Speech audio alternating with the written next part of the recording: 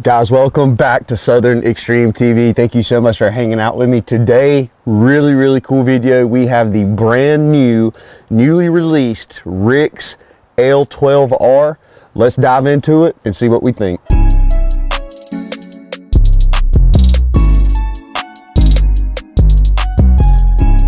So as always, thank you for hanging out with me on my channel. Make sure you hit that subscribe button because we are trying to grow as big as we can. Today's video is brought to you by Southern Precision Outdoors. They are our thermal sponsor for the channel. Without them, doing these type videos would not be possible. So if you're in the market looking for your next thermal, or maybe even this specific thermal, head over to Southern Precision Outdoors, take a look at all their options. They sell all different name brands and they are very competitive with pricing. So thanks to those guys, but let's talk about today's special child, the new RIX L12R, which is really cool. If you guys are in the thermal world, you know of RIX. RIX is kind of came to the market, I believe about 4 or 5 years ago, maybe 3 years ago, and they have done some really big things. They have released some scopes that are very budget friendly, that give you a lot of options for the price point. They've recently released, I believe last year, the L6R and the L3R, which is their integrated LRF version of their original LEAP 3 and LEAP 6. I actually have the LEAP 6R now. I'm currently running on a little 17 Wisdom from Night Stalker Precision. That is a really cool scope. I've really enjoyed running it, but they have released a L12. Now this is a 1280 resolution LEAP series scope that has an integrated LRF rangefinder. So let's open the box, let's dive into it, and let's see exactly what all you get, and then we'll go through some specs, and then we'll talk about some of the stuff that I actually like and maybe some things that I don't like about the scope. So let's get through the boring part here, get this little box open, set that there. So you get some instruction manuals. So put this box over here, and you get this nice little carry case. So you get your instruction manual, you're going to get an eyepiece. So if you're somebody who likes having your eye pressed against the cup, then you have that ability to screw this on. And I do like that this screws on. It's not one of those over mold where it just kind of goes over the top of it, because those are easy to pull off and lose. It's got some packaging in here to make sure your scope stays safe. Accessory pack, which inside this accessory pack should be 2 18650 batteries. Well, that's your charger for your 18650 battery. You should get, there is one 18650, here is another 18650 battery, and then you also get some targets. These are basically hot hands is all it is, with stickies on the back. They're cut into a small circle, so it makes it very easy to put those on a target and zero your optic. And then what do we get right here in this pack? Looks like you get an Allen key and a cleaning cloth, and that is everything that comes in this nice little handy dandy zippered carry pouch if you don't want to carry it on your rifle. But where is the optic? The optic is actually mounted on my Night Stalker Precision 6.5 Creedmoor bolt action that Guffey has named Linda. This is the scope right here. So for those of you that are very similar or on the same wavelength of what the RIX LEAP series has to offer, very similar optic here. You are going to get a one-piece QD mount that comes with this scope. The one thing you want to make sure of on any of your LEAP series, I believe that they all come pre-mounted on these bases. Just make sure that you torque down these individual screws before you go out and start shooting, because they are not pre-torqued from the factory. So just because it's already mounted in here, make sure you double check those screws. But let's talk about the RIX LEAP 12R, guys. So right off the bat, very similar layout. If you're somebody who's used to running the L3s or the L6s, this is going to feel right at home. All the menu options are the exact same. Your optical, what they call an optical zoom lever, is here. This is not a true optical zoom. So an optical zoom is basically in the reality or the real world, optical zoom is what my video camera has. So I can record at full 1080p HD or 4K HD from 0 to 20x. So basically through the entire zoom cycle, I would not lose image quality. With the RIX, you have a digital zoom, so you downgrade that image quality throughout the zoom cycle, but you do have the ability to zoom in on the actual screen itself with what they're calling an optical zoom. The best way to explain what this does is, imagine you're watching a 55-inch TV screen from on the other side of the living room, and you get up and you walk closer to the TV. That's basically what this thing is doing. It's not actually zooming the image, it's just bringing the picture that is being displayed inside the scope closer to your eye, so it makes it a little easier to hold steady at farther shots. I typically don't use this, but a lot of people do like that. So it is a feature that if you're new to RIX, to point out, and if you're used to RIX, then you know that you're used to this, and it's the same thing. It's on the L3 and the L6. So I'm gonna set this right here. Let's go over some specs real quick, because I know there's some nerdy guys out there that geek out on this stuff. So the resolution pixels, like I said earlier, this is a 1280 by 1024. The pixel pitch is 12. Now this is interesting. You get a sub 15 millikelvin rating as a 1280. So that's a big deal. A sub 15 millikelvin sensor is about the best sensor that's on the market. So not only are you getting a 1280 resolution optic, but you're getting the best sensor possible that I know that is out there. Now again, this video is being filmed before SHOT Show, so could there be something come out at SHOT Show in 2026 that's gonna break the sub 15 millikelvin sensor? I don't know, but right now that's kind of the flagship sensor. So I'm really excited to see that they put that in this scope and not go with like a sub 20 or a sub 18 millikelvin just to try to reduce cost. Digital zoom is 1 to 8. Eye relief is 50 millimeters. Detection range is 3,100 to 3,390 yards. Or 3,390 yards, 3,100 meters, 3,390 yards. So now what detection range means, for those of you that do not know, detection range is how far can you pick up a heat signature. So how far can this sensor and this optic tell that there is something out there producing heat, and that is at over 3,000 yards. Now your ID range is going to be substantially less than that, and then obviously your ID range is going to dictate on what size animal or what size object you're trying to, I guess, distinguish or tell what it is. So for example, telling a vehicle is a vehicle at 2,000 or 3,000 yards is going to be way easier than telling if it's a raccoon or a possum at 3,000 yards. So those two things are different. Just wanted to point that out. Display is a 2560 by 2560, so you get a really big display in here. Measurements, let's see, video resolution 1280 by 1280, MP4 to JPEG. IP67, battery type 18650. So I do want to talk about the battery type real quick since we're on there. So with the battery type, what I really like about the L12 over the L6 and the L3s is you have an internal battery built in with this thing as well. So you charge it through the normal USB-C charger where it's located on the L3s and the L6s. You plug it up and then you charge the internal battery, but then you also have the 18650 batteries over here that you can put into the same side compartment that you're used to using already. So you have two battery sources at all times within this scope, and to me that's one thing that I really wish that the L3s and the L6s had. So I think RIX did a really good job of incorporating a dual battery system into this L12R. 30 millimeter ring, so it's a 30 millimeter tube body. If you're somebody that doesn't like running these QD mounts directly from RIX, and maybe you want to run ADM or something like that, you have the ability to change it out. It just runs on a 30 millimeter tube body.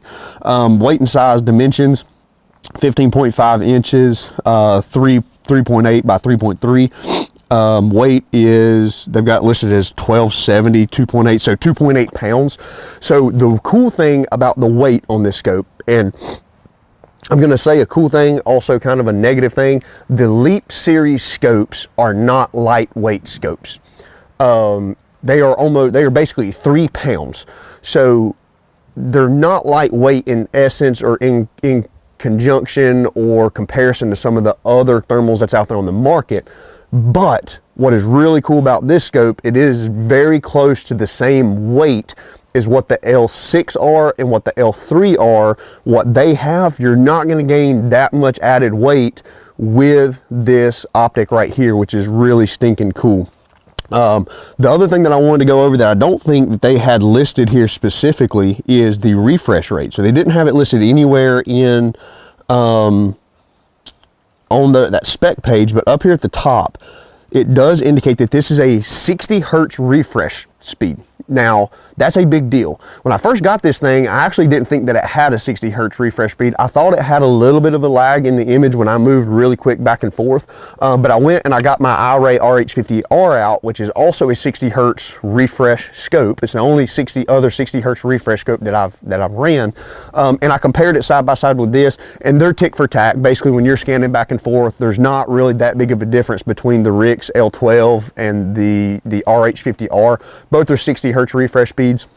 And for those of you that don't know, what that means is how fast is the sensor processing the image that it's seeing and displaying it in your eye.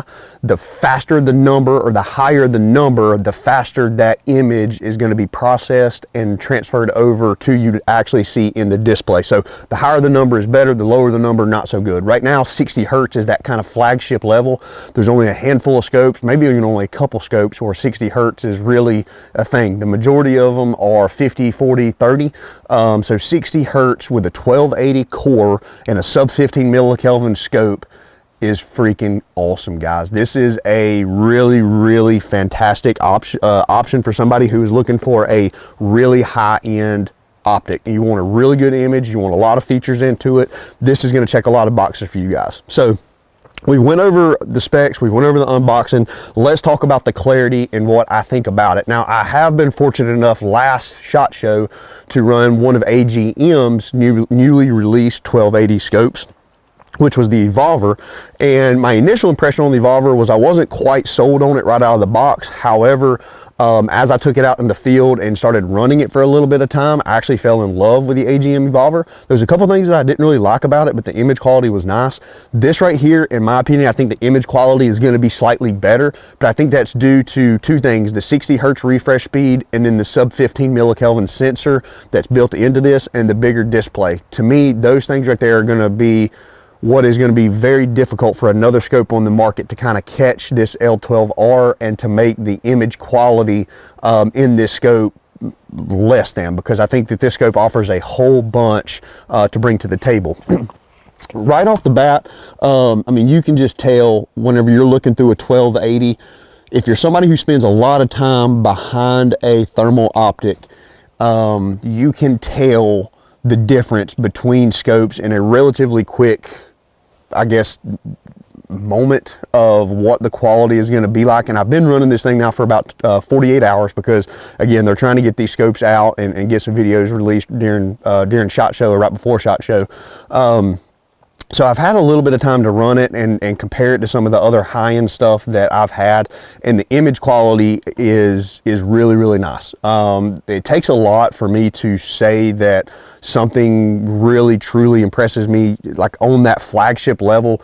A lot of these scopes and manufacturers, they're doing a real good job of trying to fit in that marketing scheme of that $2,200 to low or mid to upper 3,000 price range.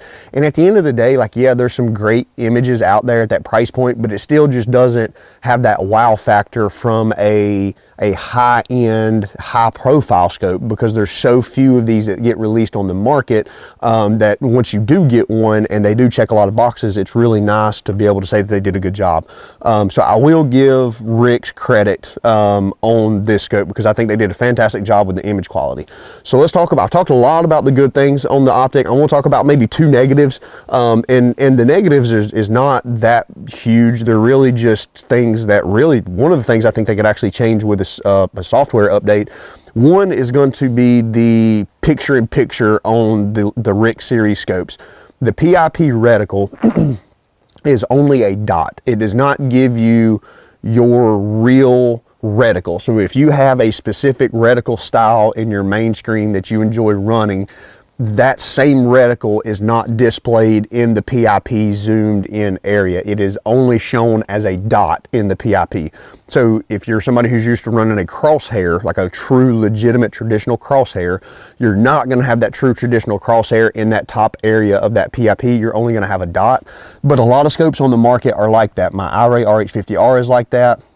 It is something that I wish that we could figure out how to incorporate throughout all the thermal scopes that's out there. But that is one negative that I've got with the scope. The other negative that I have with it is just purely the weight, but I listed that as a negative with the L3R as well, or not the L3R, the L3, along with the L6R, because for the size, the tube body, and what it's going up against, they are heavy scopes. Again, we're talking about a scope that weighs basically 3 dang pounds. So adding 3 pounds to your rifle is a big deal. However, you've got to realize that you've got a 60mm objective lens with a built-in LRF, 30mm tube body, this big display screen in the back. When you start adding that type stuff into a scope, that weight is going to increase. But the majority of people that's going to be running this type of scope, you're not spotting and stalking animals. Even if you're spotting and stalking hogs, typically you've got a tripod where this gun is going to be locked in and you're going to be carrying it over your shoulder. And then once you're set up in the field and you're panning back and forth, the weight, in my opinion, is nominal, number one. And then number two, I actually prefer to have not a heavy rig, but a heavier rig, because it's easier to hold it steady. It's easier on follow-up shots, and it's just all around more pleasant to shoot, especially from a recoil perspective, even if it does add a little bit of weight to your shoulder when you're carrying it out into the field. So the weight's one of those things where you got to kind of take it and look at it and, you know, compare it against other things on the market. But to me, the weight and the reticle are two things that are almost minute in the grand scheme, big picture of things, because this scope checks a lot of boxes for me. It has a fantastic image. The reticle is a really nice reticle, other than the PIP, which I said, if you're okay with shooting the dot in the PIP, which I am okay shooting the dot in the PIP, because the main reticle that I'm using in the RIX is kind of a haloed crosshair with a dot that's already there. So having that dot up top is not that big of a deal, but it could be a big deal for some other people. I know a lot of people like having that reticle overlaid from top and bottom.